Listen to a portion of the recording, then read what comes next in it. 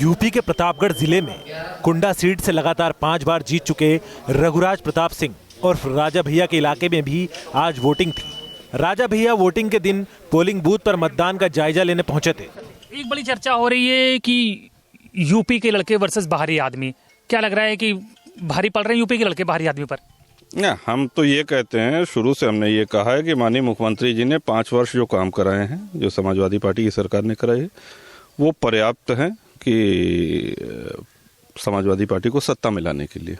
मुख्यमंत्री ने भी एक इंटरव्यू में कहा है कि मजबूरी का गठबंधन है, परिवार में सब कुछ अगर सही होता तो शायद मुझे गठबंधन ना करना पड़ता। क्या हम इस बात से इत्तेफाक रखते हैं? गठबंधन करने का निर्णय उनका है, उनका निर्णय स्वीकार्य है, ये एक अलग विषय है। गठबंधन न करते तो भी बहुमत से आते तो भी सरकार बनती, ये बात सत्य है। रायबरेली के बाहुबली नेता माने जाने वाले अखिलेश सिंह की बेटी अदिति भी इस बार चुनाव मैदान में है। रायबरेली सीट पर इनके गांव के बूथ में वोटिंग तभी शुरू होती है जब अखिलेश सिंह वोट डालते हैं। आज भी अखिलेश अपनी बेटी के साथ वोट डालने पहुंचे। आपके पिता कांग्रेस से 3 बार विधायक रहे, उसके बाद कांग्रेस छोड़ी उन्होंने, काफी विरोध रहा गांधी परिवार की। आप काफी तारीफ कर रही हैं और उनका काफी विरोध रहा। हाँ, नहीं, ये फर्स्टली मेरे पिताजी भी हमेशा लीडरशिप की तारीफ करी है, कांग्रेस में लीडरशिप की तारीफ करी है।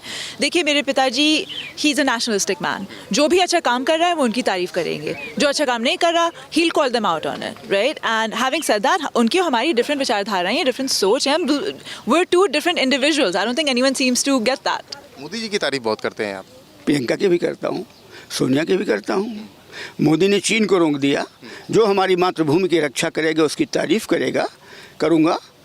और मोदी जो है मुसलमानों को लेकर जो 3 तलाक की बात कर रहे हैं, तो मोदी गृह युद्ध करा देंगे, उनको इससे पीछे हटना पड़ेगा। राजनीतिक विरासत सौंपते हुए अपनी बेटी को क्या समझाया आप? मैंने ये बताया कि मातृभूमि की सेवा करो और गुस्सा मत करना राजनीति में। और तीसरी बात, किसी आर्थिक स्कैंडल में मत फंसना। आखिरी सवाल आपसे कि राहुल गांधी और अखिलेश यादव ने ये कहा है कि यूपी को ये साथ पसंद है, आप लोगों को कितना साथ पसंद आ रहा है? नहीं, मेरे बिना ये साथ नहीं चलेगा। यूपी में इस बार प्रमोद तिवारी की बेटी भी चुनाव मैदान में है, लेकिन प्रमोद तिवारी अकेले ही वोट देने अपने प्रतापगढ़ में पोलिंग बूथ पर पहुंचे। यूपी में बीजेपी की सरकार बनाने का दावा कर रहे केशव प्रसाद मौर्य इलाहाबाद में पोलिंग बूथ पर वोट डालने पहुंचे। मैं स्पष्ट देख रहा हूं, इलाहाबाद में मैं जहां पर खड़ा हूं, ये मेरा संसदीय क्षेत्र है और आज यहां मैंने मतदान भी किया है। और इलाहाबाद में हम 2012 में एक भी सीट नहीं जीते थे, लेकिन इस बार सभी 12 सीटें हम जीतने जा रहे हैं। बांदा में बीएसपी के कद्दावर नेता नसीमुद्दीन सिद्दीकी भी अपने बेटे के साथ वोट डालने पोलिंग बूथ पर पहुंचे थे। वोट डालने के बाद नसीमुद्दीन सिद्दीकी ने तस्वीरें भी खिंचवाई और फिर मीडिया से बात करते हुए बीजेपी को किसी भी हाल में समर्थन नहीं देने का दावा किया। दूर की बात है, हम बीजेपी की तरफ देखेंगे नहीं, विपक्ष में। चुनावी नतीजों को देखकर आपको क्या लगता है, किस तरीके का माहौल रहने वाला है नतीजों में? पूर्ण बहुमत की सरकार है, प्रचंड बहुमत की सरकार है। हमीरपुर में वोट डालने पहुंची बीजेपी सांसद निरंजन ज्योति ने मतदान के बाद तस्वीर भी खिंचाई। इलाहाबाद से चुनावी मैदान में किस्मत आजमा रहे बीजेपी नेता सिद्धार्थ नाथ सिंह अपने परिवार के साथ वोट देने पोलिंग बूथ पर पहुंचे। इलाहाबाद में ही वोट डालने पहुंचे थे उत्तर प्रदेश के गवर्नर केसरीनाथ त्रिपाठी। वोटिंग के बाद केसरीनाथ त्रिपाठी ने कहा कि अधिक से अधिक लोगों के मतदान में हिस्सा लेने से लोकतंत्र मजबूत होता है। Team news nation. तो उत्तर प्रदेश में मतदान बढ़ाने की तमाम कोशिशें की गई हैं, लेकिन इन सब के बावजूद मतदान फीसदी में बहुत ज़्यादा फर्क देखने को नहीं मिल रहा है। बल्कि फतेहपुर में तो लोगों ने विकास नहीं होने का आरोप भी लगाया और मतदान का बहिष्कार भी कर दिया। यूपी के 12 जिलों में 53 विधानसभा सीटों पर हुआ मतदान शांतिपूर्ण रहा है।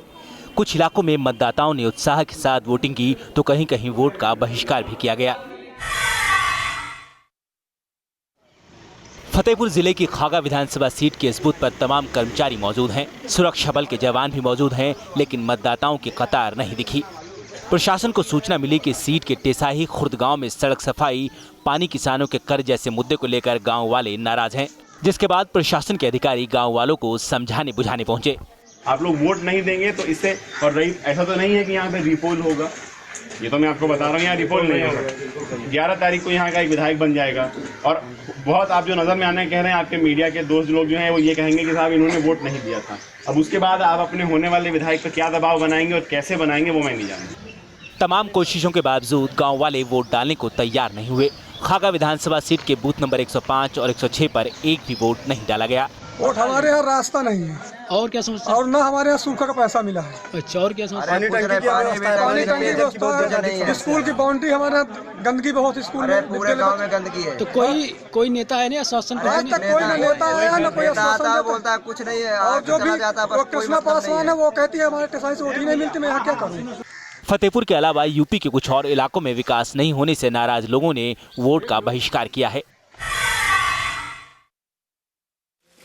फतेहपुर जिले में ही जहानाबाद विधानसभा सीट के अंदर ये है विक्रमपुर गांव। यहाँ आजादी के बाद पहली बार पोलिंग बूथ बना है। इसकी खुशी में इस गांव के पोलिंग बूथ पर मॉडल पोलिंग बूथ की तरह इंतजाम किए गए। वोट देने आने वाले लोगों का माला पहनाकर स्वागत किया जा रहा था। हमारे गांव में बूथ बना है, जब से देश आजाद हुआ पहली बार हमारे यहाँ वोट डालने का मौका मिला। पहली बार बूथ बना है, जो हमारे गांव के तमाम गणमान्य लोगों ने अथक परिश्रम किया है। इस गांव के लोग अब तक कई किलोमीटर दूर दूसरे गांव में वोट डालने जाया करते थे, जिसकी वजह से कई बार सारे लोग मतदान में हिस्सा भी नहीं लेते थे। अब गांव में बूथ बनने से इन्हें खुशी है। Rajesh Singh Bhadauria, news nation, Fatehpur. तो एक तरफ चौथे चरण के लिए वोटिंग खत्म हो चुकी है, लेकिन इसी बीच पांचवें चरण के लिए प्रचार पूरे जोर पर है। चलिए आपको भी दिखाते हैं कि अगले चरण की वोटिंग से पहले राजनीतिक दलों के दिग्गज किन किन मुद्दों पर लोगों के बीच वोट मांगते हुए नजर आ रहे हैं। पहले आपको दिखाते हैं बहराइच में प्रधानमंत्री नरेंद्र मोदी ने क्या कुछ कहा है। हैरान हूं अखिलेश जी, मोदी पे हमला करो समझ सकता हूं, भाजपा पे हमला करो समझ सकता हूं, लेकिन बेचारे गधे के ऊपर। अखिलेश जी आपको पता नहीं है, गधा भी हमें प्रेरणा देता है। भाइयों बहनों, गधा कितना ही बीमार हो, कितना ही खाली पेट हो, कितना ही थका हुआ हो, लेकिन मालिक अगर उस पर से काम लेता है तो सहन करता हुआ भी अपने मालिक का दिया काम पूरा करके रहता है।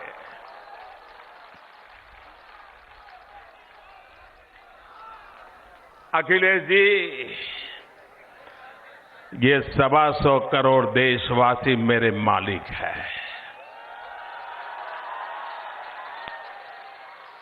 वो मुझसे जितना काम लेते हैं मैं करता हूं, बिना छुट्टी लिए करता हूं, थक जाऊं तो भी करता हूं, कभी भूखा रहा तो भी करता हूं, क्योंकि गधे से प्रेरणा लेता हूं और बड़े गर्व से लेता हूं, ताकि इन 125 करोड़ मेरे देशवासियों के लिए गधे से भी ज्यादा मजदूरी करके उनके लिए काम आऊं, इस गौरव के साथ काम करता हूं।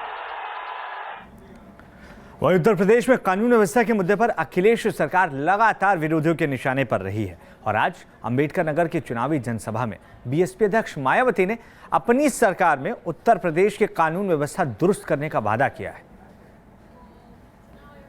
बीएसपी की सरकार बनने पर सर्वप्रथम यहाँ सपा के गुंडों, बदमाशों, माफियाओं, अराजक, भ्रष्ट व सांप्रदायिक तत्वों के जंगल राज का खात्मा कर दिया जाएगा, सफाया कर दिया जाएगा और ऐसे सभी आपराधिक तत्वों को फिर जल्दी ही जेल की सलाखों के पीछे भेज दिया जाएगा, जहां इनकी मेरी सरकार में सही व असली जगह होती है, ताकि फिर प्रदेश में हमारी बहन बेटियां अपने किसी भी जरूरी कार्य से दिन छिपे के बाद भी अकेले बाहर आ जा सके। लेकिन इसके साथ ही यहाँ मैं ये भी कहना चाहती हूँ कि प्रदेश में किसी भी जाति व धर्म से जुड़े जिन बेकसूर लोगों को जबरदस्ती अपराधी बनाकर उन्हें वर्षों से जेलों में कैद करके रखा हुआ है, तो उन मामलों की हमारी सरकार द्वारा समीक्षा करवाई जाएगी और इसकी रिपोर्ट आने पर फिर ऐसे सभी बेकसूर लोगों को जेलों से रिहा भी करवा दिया जाएगा।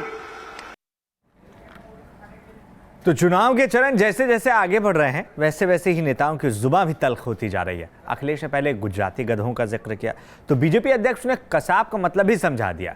आज अखिलेश ने एक बार फिर बहराइच की रैली में बीजेपी पर चुनावी वार किए। हम तो पूछते हैं, बताओ बीजेपी के लोगों, तुम तो लैपटॉप को झुंझुना बोलते थे, अब अपने घोषणा पत्र में क्यों झुंझुना लिखा हुआ है तुमने? और ये कहते थे कि भेदभाव से हमने लैपटॉप दिया है। आप पता करना, आपके जिले के टॉपर बच्चों को मिला, समाजवादियों ने दिया कि नहीं दिया टॉपर बच्चों को? बताइए, हम तो का से कबूतर पढ़ते रहे, का से क्या पढ़ा रहे हैं हम लोगों को, बताइए।